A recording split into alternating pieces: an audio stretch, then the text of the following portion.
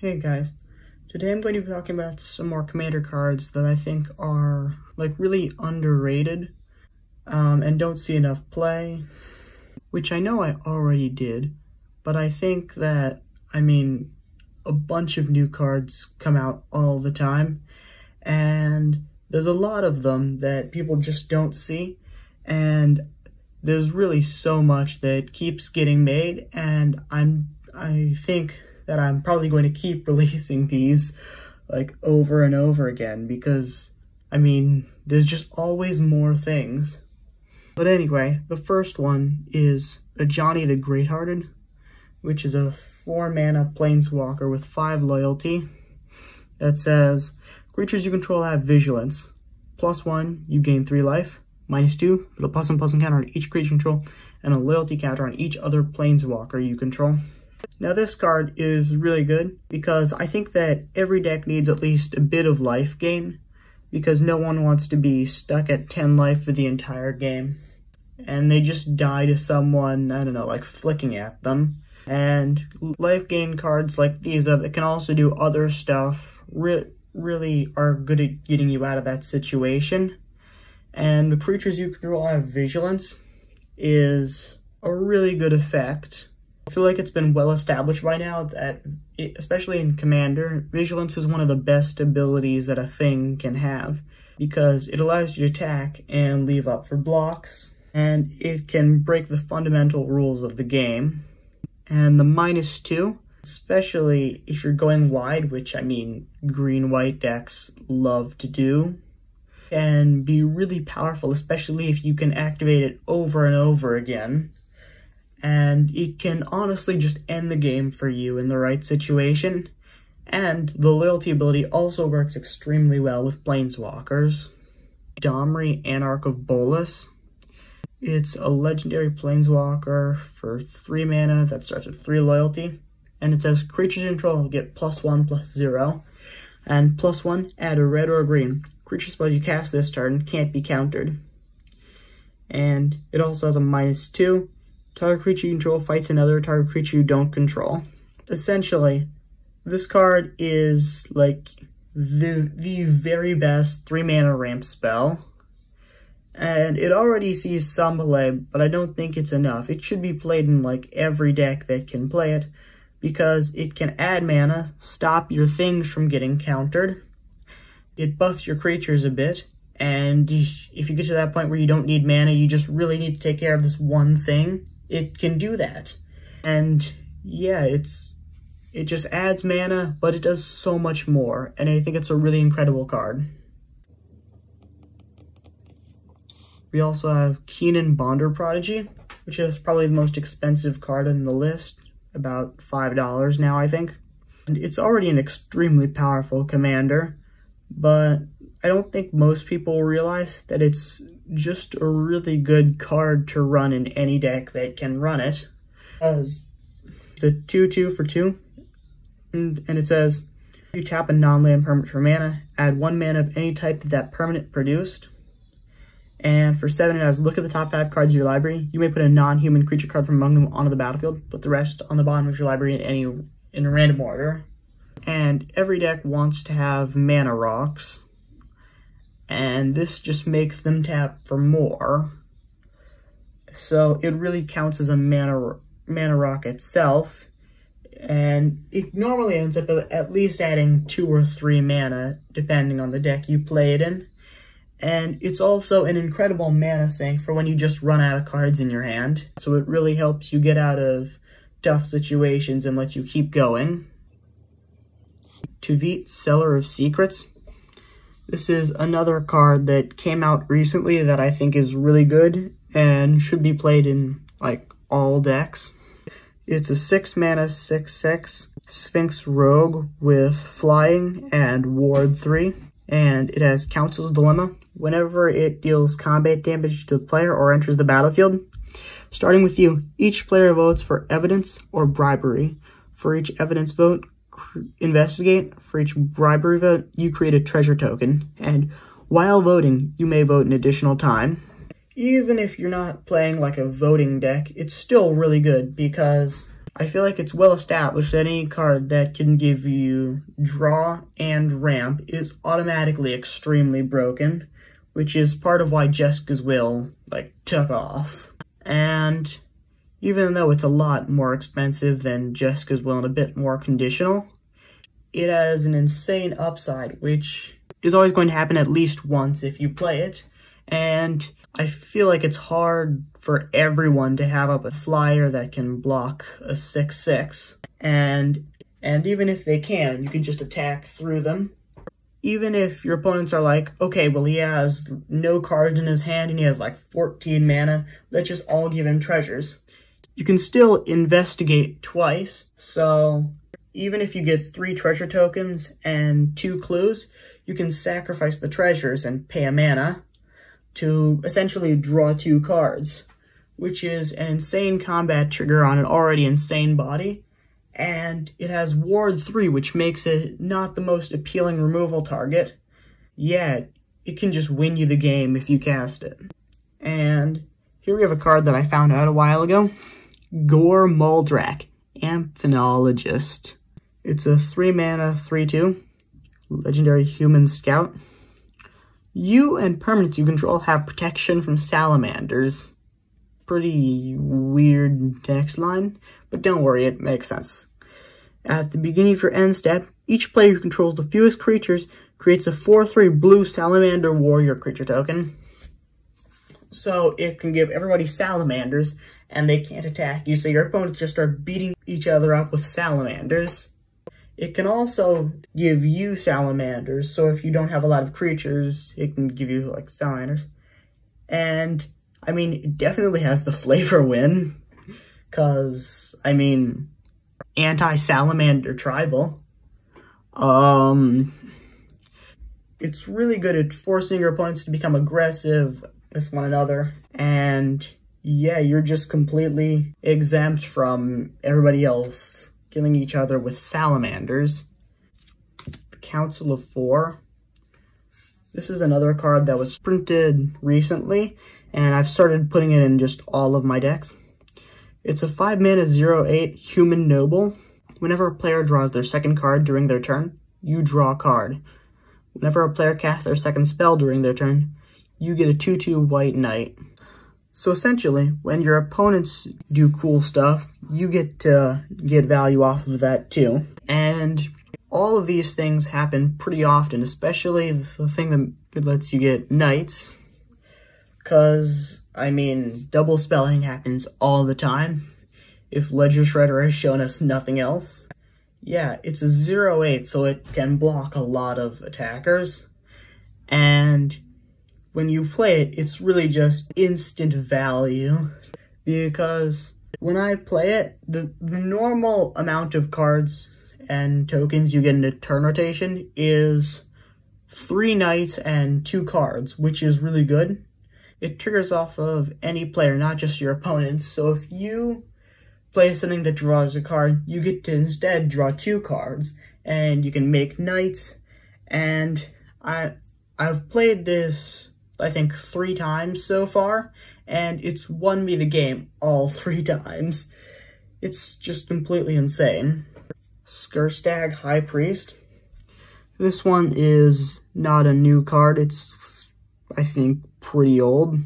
But I found out about it a while ago, and I've just started playing it because it's really good. It's a 2-mana 1/2 with Morbid. Tap 2 untapped creatures you control, put a 5/5 black demon creature token with flying onto the battlefield. Activate this ability only if a creature died this turn. Which, I mean, creatures dying, it happens all the time. And you can activate it instant speed, so on any player's turn. So you're going to get to activate this on any turn. And yeah, so you can just tap 3 creatures to make a demon and just keep doing that until you have an insane board state. And the tap 3 creatures is not really a big deal because, I mean, there are a bunch of creatures that you just want because they have like a static ability and they're not like especially good attackers or blockers. And it just can make you a lot of demons and give you an insane board state, which is incredible for just 2 mana. Thieving Skydiver. This is a 2 mana, 2/1 with flying and kicker X. X can't be 0, so you have to kick it when you play it, so it's more like it costs at least 3 mana. And when it enters the battlefield, if it was kicked, gain control of target artifact with converted mana cost X or less. If that artifact is an equipment, attach it to Thieving Skydiver. Now, the reason I've started using this is essentially just to steal my opponent's mana rocks. Like, they just pay 4 mana for this, steal one of your opponent's rocks, and then just start making mana. Yeah, it's a ramp spell, and it can get rid of your opponent's ramp, which can really screw up their entire turn. And this card just goes in... I've had games where this card just goes insane because I'm able to bounce it and then keep replaying it over and over again and just locking my opponents out by taking away all of their artifacts. Radiant Solar. This is a 6 mana 3/6 with flying and lifelink. And whenever Radiant Solar or another non-token creature you control enters the battlefield, venture into the dungeon. And you can pay 1 and discard it to venture into the dungeon and gain 1 life. Yeah, so I wouldn't recommend discarding it, but I've played this card before, and it just lets you go pretty insane. Because, I mean, I know venturing into the dungeon so far hasn't been a really great mechanic, but it's really good if you can do it over and over again.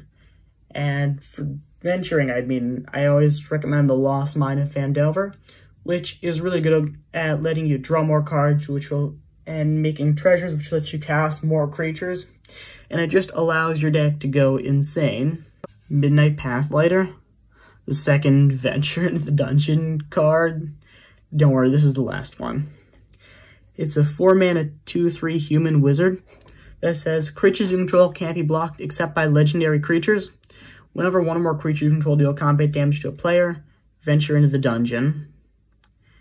Yeah, the evasion is incredible on most decks because, I mean, very few creatures are legendary, and the ones that are legendary are normally like their commander and one other thing that they don't want to block with because, I mean, it's legendary.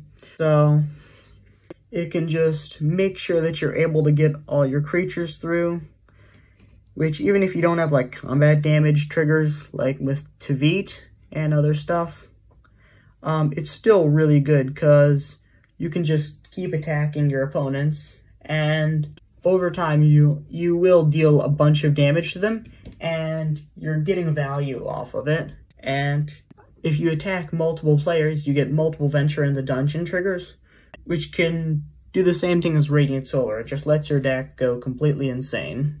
Direfleet Daredevil.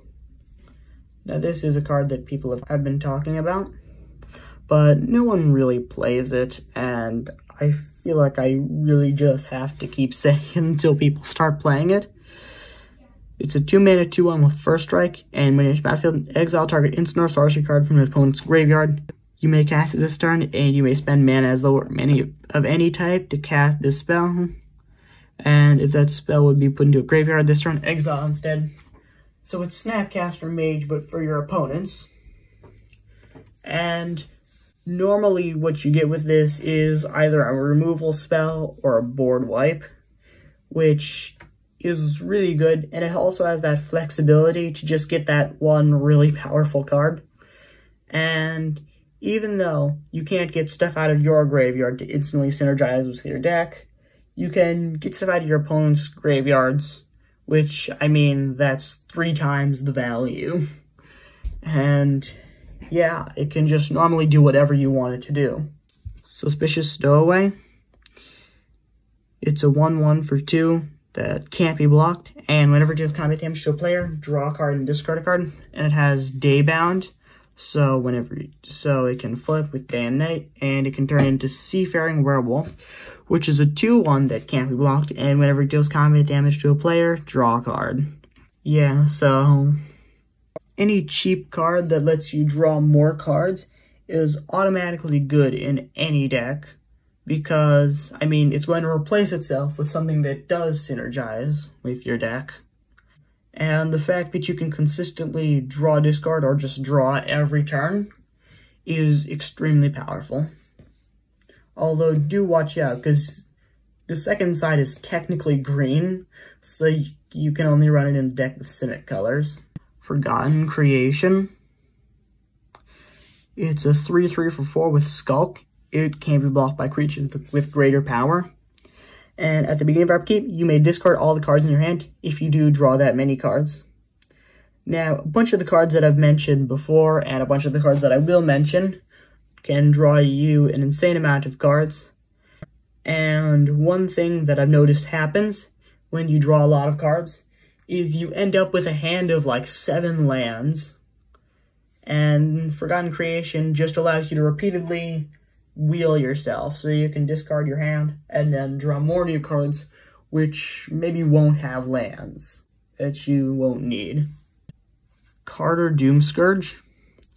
This is a 4-mana 4/3 with, when it enters the battlefield, until your next turn, creatures your opponents control attack each combat if able and attack a player other than you if able. So it essentially goads all your opponent's creatures.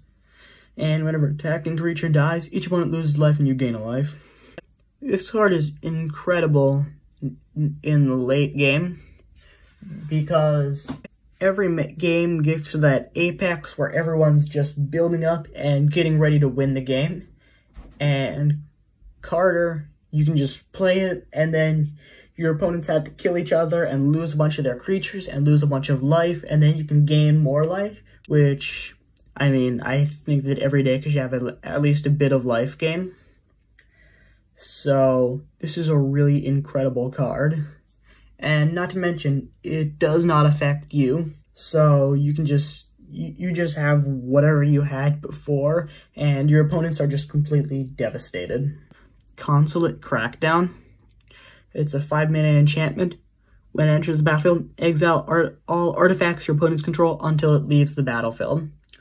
So, yeah, that's insane, especially because it only affects your opponents. It can take away all of their ramp and any other artifacts that they have, and enchantments are especially hard to remove, so it's going to stay there for a long time. And, yeah, it can really ruin your opponents. I don't think there's really anything else I can say about it. Monk Class. This is a 2-mana class, and the first thing is the second spell you cast each turn costs 1 less to cast, and you pay 2, you can bring it to level 2, and when it becomes level 2, you can return up to 1 target non-land permanent to its owner's hand.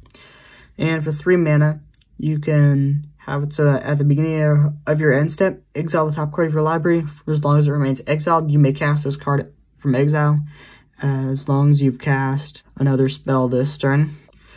Yeah, so this also acts as a 2-mana ramp spell, especially in the later game, because, I mean, you can make something cost 1 less each turn, which is essentially what ramp does. And it can also act as a bounce spell that can get around like Dragon Lord Dramoka type cards that say that your opponents can't cast spells during your turn. And on top of that, it can also get you more draw. And notice how it says for as long as it remains exiled. So if you don't want to cast it this turn, you can just leave it there and then cast it on the next turn or the turn after. And essentially, after a few turns, what happens is that you have like 4 cards that you can play. And it can allow you to generate both draw and ramp, which, I mean, I've previously said is really powerful. Scion of Halaster. This card is one of the new backgrounds, and it's a 2-mana enchantment that says, commander creatures you don't have, the first time you would draw a card each turn. Instead, look at the top 2 cards of your library, put one of them into your graveyard, and the other back on top of your library, and then draw a card. So, essentially, you can scry one before you... So essentially, instead of drawing, you look at the top 2 cards and choose which one to draw. Not to mention, it also fills your graveyard, which is normally what you want to be doing in black. And for just 2 mana, it can give you a lot of card selection or what you draw and ensure that you always get what you need, which is really where you want to be on turn 2 or 3. Soul Transfer. This is another new card from Kamigawa, and it's a 3 mana sorcery with choose one. If you control an artifact and an enchantment as you cast the spell, you may choose both. Exile target creature or planeswalker, or return target creature or planeswalker from your graveyard to your hand. And every deck runs mana rocks, so that's at least one thing that you can count. So as long as you have an enchantment as you cast this, you're going to get a decent amount of value from it. And exiling is actually really powerful against graveyard decks. And the ability to bring something back from your graveyard is already a really good effect in Commander. And it really is just S-tier removal by force. This is a sorcery for a red and X. It has destroy X target artifacts. So you can normally just channel like 5 mana into this and get rid of all of your opponent's artifacts, which is essentially Consulate Crackdown in red. And yeah, it's good. Supreme Will. This is an instant for 3 mana, and it says choose one, counter target spell unless its controller pays 3, or look at the top 4 cards of your library and put one of them into your hand and the rest on the bottom of your library in any order. So essentially, this is a counter spell that can also be turned into card draw if it becomes no longer useful. And it's really good at countering that early game threat that would just put your opponents far ahead. And if you draw it in the late game, you can just use it to get another card that's a lot better than into your hand. And I've started putting it on all of my blue decks. Molecule Rebirth, which is a 1 mana instant that says choose target creature, you lose 2 life. Until end of turn, that creature gains. When this creature dies, return it to the battlefield tapped under its owner's control. And on the other side, it is a tapped land that taps for black. Yeah, some of the MDFCs I have just fallen in love with, and some other ones just aren't great. This one is excellent because, I mean, it's a land in the early game, and it can stop a removal spell in the late game for just 1 black, which isn't that much to hold up, and is definitely a needed effect in Commander, and can definitely turn the tide of a game. The last card we're going to be looking at today is Fracture, which is a 2 mana instant that says destroy your artifact, enchantment, or planeswalker, so it can't hit creatures, which I think is what makes the card a lot worse in most people's eyes. But this card is almost always going to have a good target to hit. I've never had a game where I've been like, oh, I wish this could hit a creature, because, I mean, the flexibility on this card and the fact that it only costs 2 mana is really just incredible. And so many removal spells can only hit creatures, and the fact that this can hit everything else can really just complete the removal in a deck. And I think that that's all that I have to say about these cards. And I have just one more thing to say to you. Don't forget to like and subscribe. See you in the next video.